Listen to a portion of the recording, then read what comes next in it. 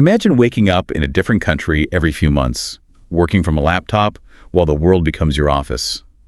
It sounds like the ultimate dream, but is the digital nomad lifestyle really as exciting as social media makes it seem? Behind the breathtaking views and passport stamps are hidden challenges that most people never talk about.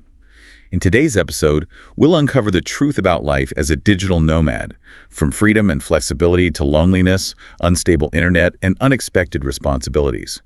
You'll also learn advanced C1 English vocabulary and natural expressions related to travel, work, and modern life. Stay with us. You might discover that this lifestyle is either your biggest dream or your biggest misconception. Okay, let's unpack this because our mission today is to strip away all those glossy, sun-drenched filters you see online. Yeah, we really need to get under the hood of this whole lifestyle. Right, we want to examine the actual mechanics, the hard economics, and the very real emotional realities behind it all. Absolutely. And our roadmap for this deep dive takes us through the surprisingly long history of this movement, long before broadband even existed. Which is wild to think about. It really is. And then we will step into a highly realistic, basically an hour-by-hour look at what this life actually demands on the ground. Because it's not all just sipping coconuts, right? Definitely not. We have to analyze the undeniable financial and psychological perks, but then weigh them against the hidden tolls that, frankly, never make it to social media. Yeah, the stuff they leave out of the vlog. Right. And finally, we'll zoom out to look at the massive macroeconomic impacts this trend is having on local housing markets and communities around the globe. I mean, whenever I look at those pictures of people typing on a laptop from, like, a hammock in Bali, my first thought is always purely logistical. Oh, for sure. Like, where do you plug in? Yeah. Or how does the sand not get in the keyboard? And how can you actually see a spreadsheet with the sun glaring on the screen? The screen glare is the real enemy of the digital nomad. Seriously.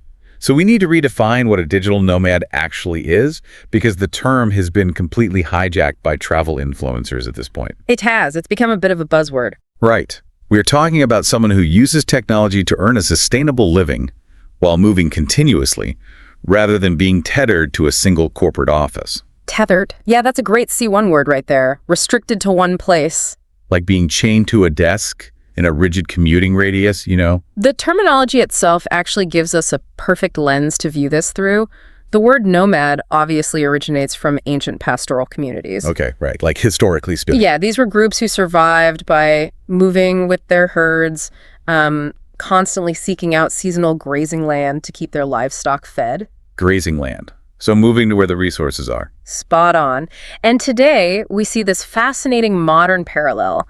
The contemporary remote worker has essentially swapped the sheep for a laptop. That's a funny mental image. It is, and they swapped the physical pasture for a reliable Wi-Fi signal. So they're basically navigating a digital grazing field. Yeah, that's a perfect way to put it. If the Wi-Fi dies in their seaside bungalow, they can't just, shrug and go for a swim. Their professional survival dictates their geography. Absolutely. They have to migrate immediately to find a new connection. Just like a herd moving when the grass runs out. Yes. And whoever is doing this migrating isn't a monolith, We are looking at wildly different career structures here. Let's look at some of the profiles from the source material. Take someone like Sarah, for example. She's a freelance graphic designer. Right. She spends 4 months in Lisbon, drops her apartment, and then spends 3 months in Mexico City, just basically following her curiosity and her client base. So Sarah represents the classic freelance model that relies on absolute flexibility, but contrast her with someone like Daniel. The software engineer. Yeah, Daniel is a software engineer who works full-time for a Seattle-based tech firm. He operates on a fully remote contract. So he still has a traditional boss. He does. He maintains regular corporate hours, reports to a manager, but he physically resides in Medellin, Colombia. Wow. So his salary is paid in US dollars, but his living expenses are in Colombian pesos.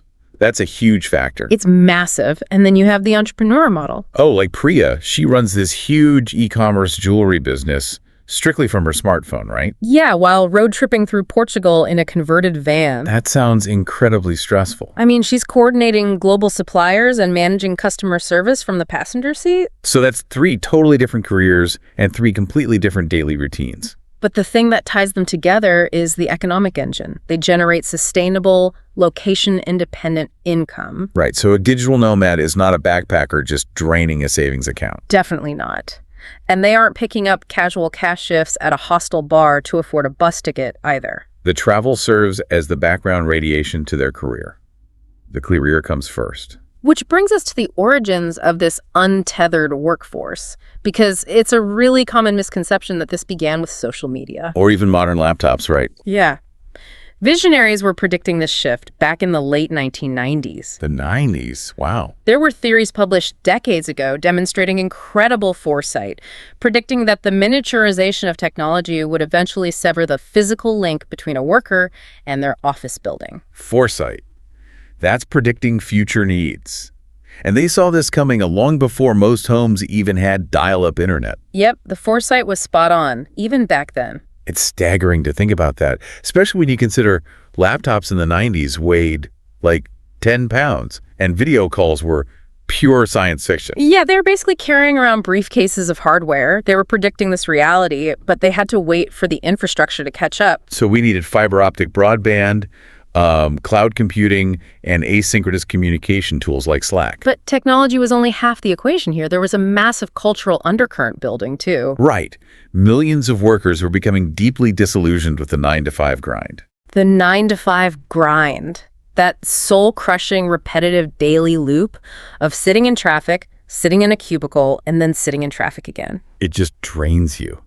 And the technological capability existed by, 2015, but corporate culture remained stubbornly resistant to it. Oh, incredibly resistant. Management held on to the belief that physical presence equaled productivity. Basically, if I can't see you at your desk, you aren't working. Yeah, that was the mindset. It actually took the COVID-19 pandemic to force a global involuntary experiment in remote work. And the workforce proved management wrong. I mean, they kept massive global corporations running from their kitchen tables while balancing toddlers on their knees. They really did. And once that productivity was proven, the genie out of the bottle effect took hold. Okay, the genie out of the bottle, meaning you can't undo what's been done. Exactly. You cannot unprove a reality. Management could no longer legitimately claim that physical presence in an office park was a strict requirement for knowledge work. Right. And logically, if an employee can execute their duties perfectly from a kitchen table in London, well, the geographical location of that kitchen table becomes irrelevant. It could just as easily be in Bali or Santiago or Cape Town. Which triggered an incredible geopolitical reaction. Right, because entire countries realized they could capture this demographic. Governments started actively courting these high earners. Courting them, like actively trying to attract them. Rolling out the red carpet with dedicated digital nomad visas. Estonia, Portugal, Croatia, they realized they could inject foreign capital directly into their local economies. And without these workers competing for local jobs, too. From a macroeconomic perspective, it is a highly attractive proposition for a host country. You import a taxpayer, or at least a consumer, who utilizes local housing and hospitality, but whose income is generated entirely outside your borders. Let me push back on how we categorize these people, though. Go for it. Even with these special visas, if you are jumping from Croatia to Portugal every 6 months, aren't you essentially just a glorified tourist with a MacBook? Well, the distinction lies in the psychological posture and the economic output. A tourist's primary function in a foreign country is consumption and leisure. Right. They're there to relax. They are spending down accumulated wealth and mentally disconnecting from their responsibilities. But a digital nomad's primary function remains production. Ah, I see. They must remain intensely engaged with the professional world. Their daily rhythm is dictated by deliverables, not sightseeing. Which means when the digital grazing field dries up, the reality of this lifestyle gets incredibly stressful. Oh, incredibly. If we look at a realistic day in the life of one of these remote workers, let's look at Marco. He's a 32-year-old marketing consultant currently based in Tbilisi, Georgia. Yeah, Marco's day completely dismantles the glamorous social media narrative. It really does. Yeah. So Marco's alarm sounds at 7 a.m. And he isn't waking up to hike a mountain or meditate on a beach. No, he is waking up early to ensure he has sufficient overlap with his clients based in London. Overlap, so shared schedule time. Yeah.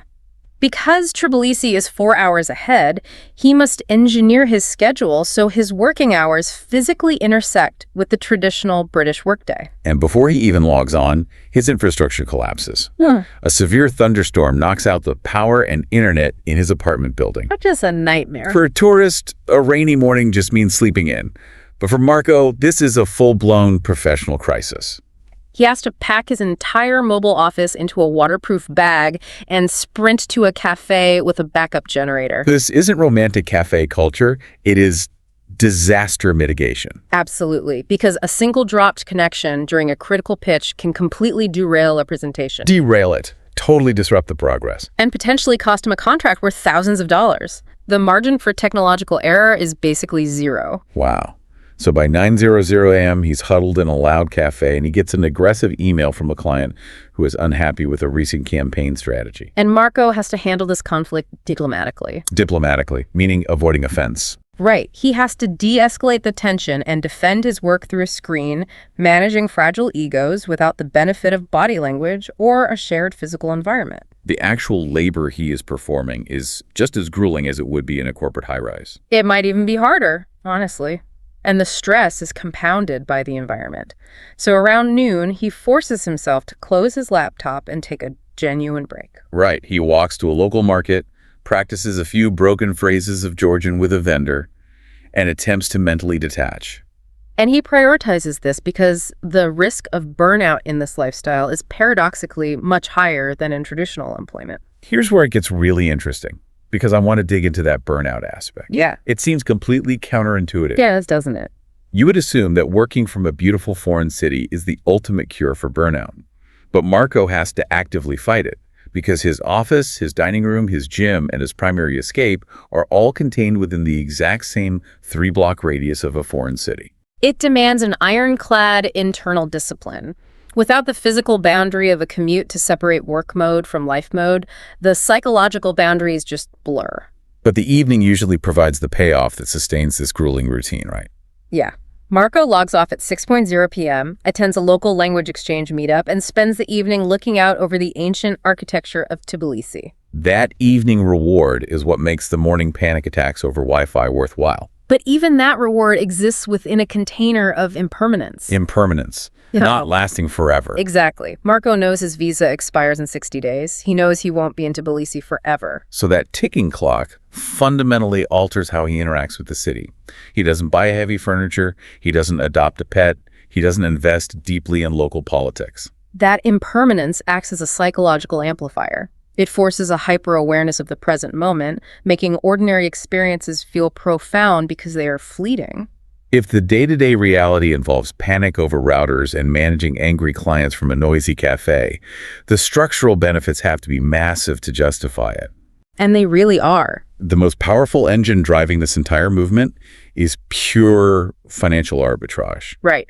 Arbitrage is basically the exploitation of differing economic conditions across different markets. Like profiting from those market differences. Yeah, and for remote workers, this manifests as earning a strong, dominant currency like the US dollar, the British pound, or the euro, while physically shifting their living expenses to a country with a significantly lower cost of living. Let's look at the math on this because it is staggering. It really is. If you are earning a mid-level salary in London, you might be spending 60% of your take-home pay just to rent a damp, closet-sized apartment. Leaving almost nothing for savings or leisure. Right. But you take that exact same salary, board a flight, and move to Ho Chi Minh City or Chiang Mai or Buenos Aires. Suddenly, that identical income affords you a luxury apartment with a rooftop pool.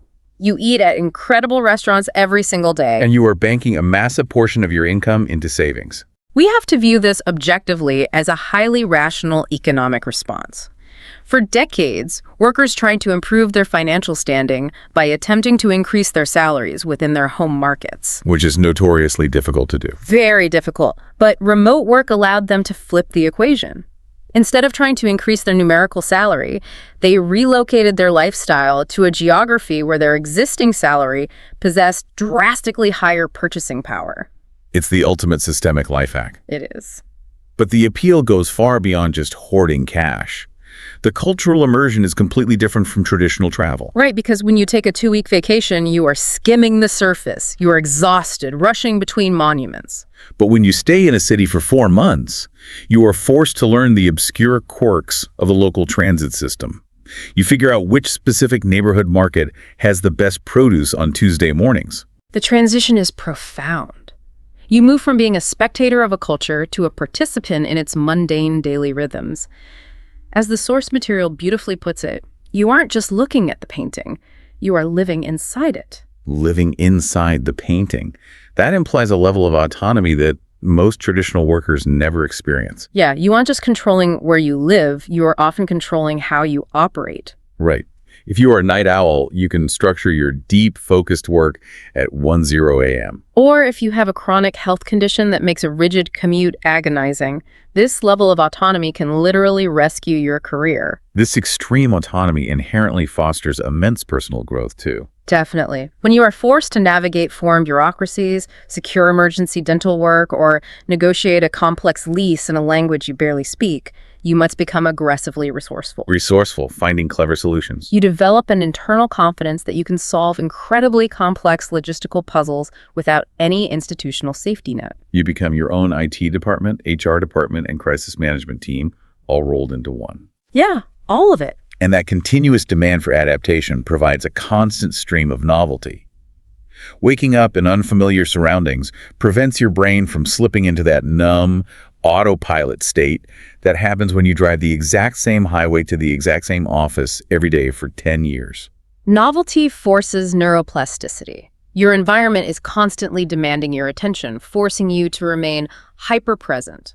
But I wonder about the law of diminishing returns on that novelty. What do you mean? Well, does the constant stream of newness eventually curdle into its own exhausting routine? Like, great, another breathtaking 12th century temple I have to pretend to be amazed by while I'm stressing about a software update. That is precisely the psychological friction that most remote workers eventually encounter. And it serves as the perfect pivot to discuss the realities that remain strictly off-camera. Off-camera, hidden from public view. Yeah, the hidden tolls that are intentionally omitted from those pristine, curated social media feeds. The shadows behind the ring light. Because when you look at the raw data on this lifestyle, the number one challenge cited by nomadic workers consistently and by a massive margin is profound loneliness. It is. The logistical structure of this lifestyle creates a brutal, recurring cycle of transient intimacy. Can you walk us through that cycle? Sure. You arrive in a new hub like Medellin. You join a co-working space and immediately connect with other highly independent, fascinating people. Because you're all in the same boat. Right. And because you all know your time is limited, you bypass small talk and form intense, vulnerable friendships very quickly. But then the ticking clock runs out. Week 4 arrives. Yep. Someone's visa expires, someone else finds a cheaper flight to Asia. You have a bittersweet goodbye dinner, you promise you'll visit each other, and they are gone. Yeah. Often you will literally never see them in person again. And then Monday morning rolls around, and you have to start the entire friendship-building process over from zero. Repeating that cycle of rapid attachment and sudden detachment takes a massive emotional toll. It generates a chronic, low-grade grief. Chronic, meaning persistent. Yeah. You are constantly mourning the loss of a social circle you just built. It's a devastating paradox. You are traveling the globe, physically surrounded by the widest diversity of humans possible, yet you are deeply isolated because none of those connections possess the temporal runway required to deepen into a permanent, load-bearing support structure. Compounding this emotional isolation is the crushing weight of bureaucratic complexity. Oh man, the paperwork. Traditional tax and immigration systems were built for a localized, industrial-era workforce. When a worker becomes untethered, they immediately enter a massive legal gray area. A gray area, a very ambiguous situation. The tax mechanics alone sound like a nightmare. They are. Imagine you hold a passport from Canada. You are a full-time employee for a corporation legally headquartered in Germany. They're all fallen so far. But you are physically executing the daily labor while residing in a short-term rental in Spain. When tax season arrives, who do you pay? Wow. I wouldn't even know where to start. Often, you trigger tax residency laws simply by being physically present in a country for more than 183 days. So if you are not meticulous with your travel logs, you could accidentally establish tax residency in a foreign nation while simultaneously owing taxes in your home country. Which leads to a catastrophic double taxation scenario that requires expensive international tax attorneys to untangle. So that beautiful financial arbitrage we were celebrating earlier gets instantly wiped out by attorney fees and dual tax bills. Exactly. And while you are fighting with international tax authorities, the work itself never stops. We touched on burnout with Marco earlier, but the mechanics of how this burnout happens are insidious. Yeah, without a physical office door to walk out of, the work begins to seep into every corner of your existence. Gradually spread. Right. The physical boundaries that once protected our leisure time have completely evaporated. So when your dining table is your boardroom and your beach chair is your email triage center, the psychological separation between labor and rest dissolves entirely. You are never fully working, but you are never fully resting. Wait, isn't working from a beach the opposite of burnout? It sounds like it, right? But the problem is psychological boundaries. The stress of the spreadsheet literally seeps into the sand. You are technically off the clock, but your brain is still rendering the stress of the inbox. Because the beach is your office, you never actually leave the office. Precisely. And add to that the constant hum of anxiety regarding basic survival logistics like healthcare. Oh, healthcare. If you wake up with severe abdominal pain in a rural town in Southeast Asia, you are navigating an emergency room using a translation app. Frantically trying to pull up a PDF of your digital Nomad insurance policy to see if you're even covered for a surgical procedure. And while you are managing these crises alone, the relationships you left behind in your home country begin to fray. We pretend technology bridges the gap, but let's be honest. A pixelated Zoom call is a deeply poor substitute for physical presence. A poor substitute. An inadequate replacement. Staring at a screen does not replace the emotional resonance of sitting on a friend's couch when they are going through a divorce, or physically holding a family member's new baby. You miss the weddings, the funerals, the random Tuesday night dinners. This accumulation of transient friendships, legal ambiguity, and severed home country ties culminates in the most severe psychological challenge of all identity disorientation. It breeds a creeping, insidious sense of rootlessness. Rootlessness, a lack of a stable home. Floating above the world without an anchor. It sounds incredibly ungrounding. Human psychology is fundamentally grounded in community and geography.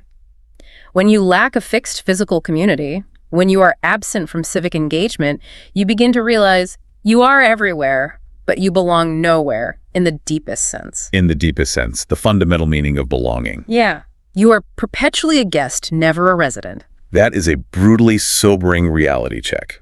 You're dealing with chronic grief, fighting off double taxation, your laptop is covered in sand, and you feel entirely untethered from humanity. It's heavy. How do these folks actually afford to keep this incredibly complex show on the road?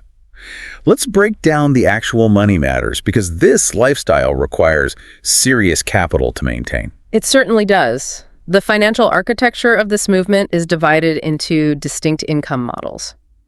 The most stable and rapidly growing segment consists of remote employees. Okay, so the traditional corporate workers. Right. These are individuals with traditional corporate roles, software developers, analysts, project managers, who have secured permission to execute their duties globally. They benefit from a predictable, recurring salary and often retain corporate benefits. That is the ultimate safety net. But the classic model is the freelancer. The freelance graphic designers, copywriters, and independent consultants. They possess maximum autonomy over their schedules and client lists. Yes, but they absorb extreme financial volatility. Volatility. Unpredictable change. Their income is completely at the mercy of macroeconomic trends. If their two biggest clients suddenly slash their marketing budgets in the same week, their income drops to zero instantly. Scary. And then we have the digital entrepreneurs. Right. These individuals are building software as a service platforms, running dropshipping empires, or creating digital courses. Their ultimate objective is achieving passive income. Passive income money earned with little ongoing effort. They're architecting a business system that generates revenue automatically, requiring minimal active, ongoing labor to maintain. Passive income is the holy grail sold in every online course, but the reality is much darker, isn't it? It really is. Building a system that actually pays you while you sleep usually requires years of unpaid, grueling labor up front, and many entrepreneurs exhaust their savings before they ever reach profitability. And finally, you have the content creators, the travel vloggers and Instagram influencers monetizing their own lifestyle. This specific category demands rigorous skepticism from the outside observer. Skepticism, doubt about their claims. Exactly, because when you see a heavily edited video titled, "How I Make $30,000 a Month from My Laptop in Bali," you need to realize that their product is the illusion of the lifestyle itself. Right. A microscopic percentage are genuinely securing massive brand sponsorships, but a vast majority are surviving on razor-thin margins. And they are constantly pivoting against algorithm changes that can destroy their visibility overnight. Regardless of which income model they utilize, the veterans who sustain this lifestyle long-term share one non-negotiable trait, right? Meticulous financial buffering. Yeah, they do not operate on the edge. They maintain robust emergency funds spread across multiple international bank accounts. They hedge against currency exchange fluctuations, and they treat their personal lives with the rigor of a corporate balance sheet. Because the safety net is gone. If you run out of cash in your hometown, you sleep in your childhood bedroom. If you run out of cash in a foreign country, you are navigating international deportation laws. It's a completely different stakes game. So, assuming the financial buffers are in place, how does a remote worker actually select their next destination? I imagine they don't just throw a dart at a map and hope for the best. Throw a dart at a map. Choose randomly. No, they absolutely do not do that. The selection process is a highly rigorous, calculated operation. It's the main factor. The cost of living is the foundational metric, which explains the enduring dominance of hubs like Chiang Mai, Medellin, and Da Nang. But cheap rent is irrelevant if the infrastructure cannot support the work. Right. Fiber optic high-speed internet is strictly non-negotiable. Non-negotiable, no compromise. If a beach town looks like paradise but the Wi-Fi drops every time it rains, it gets crossed off the list immediately. No exceptions. Once infrastructure is verified, they must navigate the labyrinth of immigration law. And the global visa landscape is a chaotic patchwork of conflicting regulations. Patchwork. A varied combination of rules. Remote workers maintain complex spreadsheets tracking exactly how many days they have spent in the Schengen zone versus Southeast Asia. Just ensuring they don't accidentally overstay a tourist visa or trigger tax residency. And if they are remote employees, they have to calculate the time zone mathematics too. Oh, that's crucial. They need that crucial overlap with their home office. You might love the culture in Tokyo, but if your company is based in New York, you are going to be attending mandatory strategy meetings at 3 a.m. every single night. Which will destroy your physical health within a month. Choosing a city isn't planning a vacation. It's architecting a complex global supply chain for your own human capital. You aren't just picking a holiday spot. You are factoring in overhead costs, communications infrastructure, and legal compliance. That supply chain logic explains how specific cities transform into global hubs. It relies on the concept of critical mass. Critical mass, the minimum amount needed for self-sustainability. Lisbon is the perfect case study for this, isn't it? It really is. Lisbon has always been gorgeous, but it didn't become the capital of the digital nomad world overnight. It happened because it hit critical mass. A small group of tech-savvy remote workers relocated there because it was cheap. And their arrival created a localized market demand for reliable infrastructure. Local entrepreneurs responded by building high-end co-working spaces with gigabit internet. Which made the city infinitely more attractive to the next wave of remote workers. Then, cafes started offering oat milk and high-speed Wi-Fi. English-speaking tax accountants set up shop.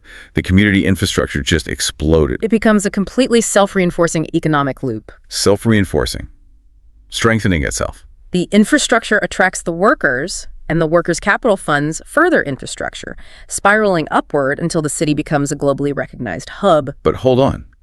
When tens of thousands of high-earning foreign workers apply this highly calculated business supply chain logic to a single geographic location like Lisbon or Bali, descending on it en masse with tech industry salaries, what happens to the people who are already living there? The locals whose salaries are tied to the domestic economy. Exactly. We have arrived at the geopolitical friction point of this entire movement, and the fallout is intensely contentious. Contentious. Yeah. Likely to cause disagreement.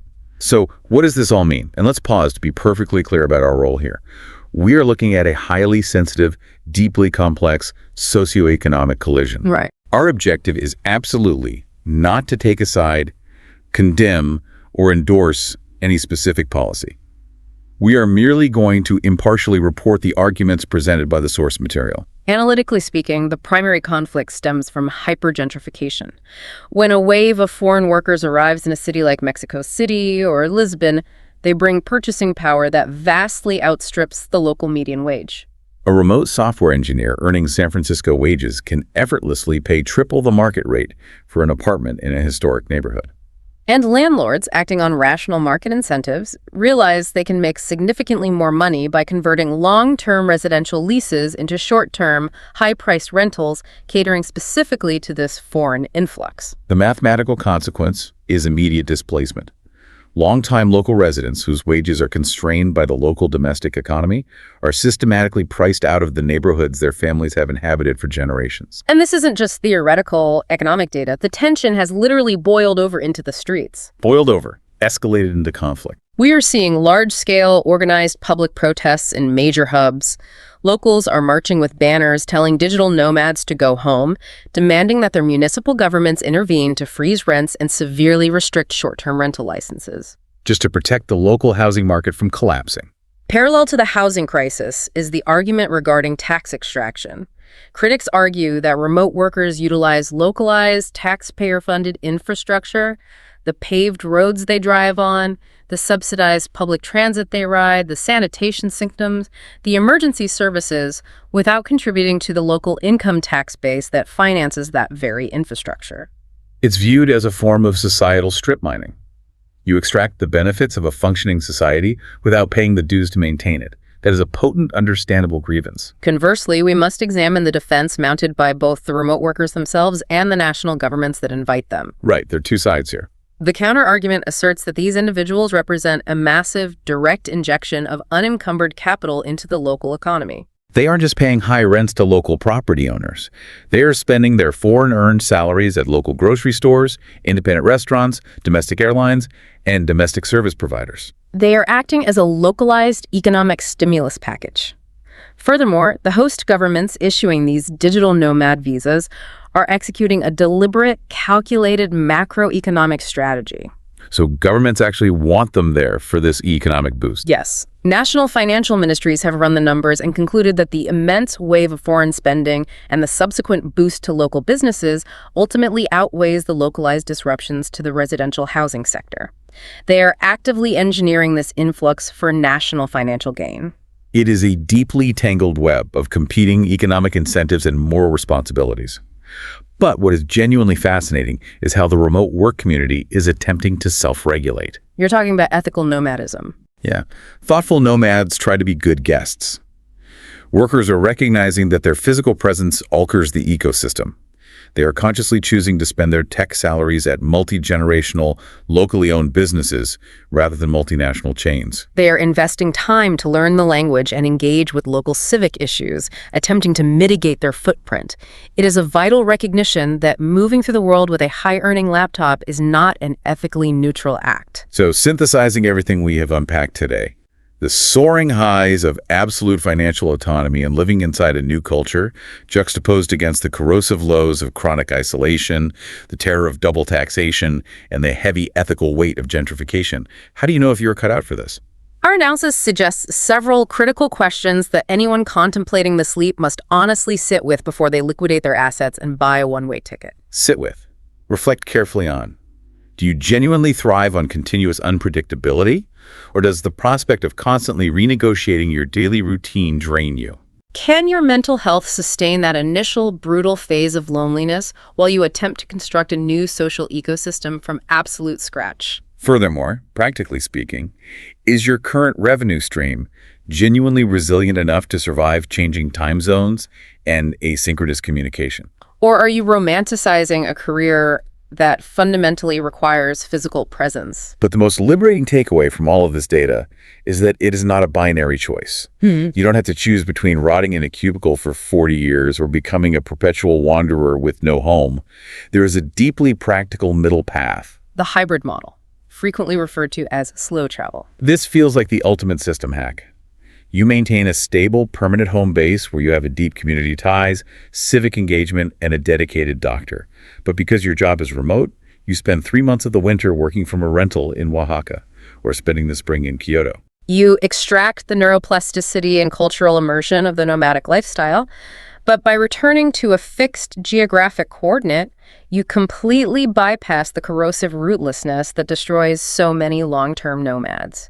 You protect your long-term relationships while still leveraging geo-arbitrage. It's the best of both worlds. Grazie. And stepping back to look at the massive scale of this, it's clear this movement is doing far more than just selling a new type of travel aesthetic. It is forcing a global philosophical reckoning with the fundamental nature of labor. We spent the entirety of the Industrial Revolution and the subsequent information age defining human value by physical proximity to the machinery of production, the factory floor or the corporate headquarters.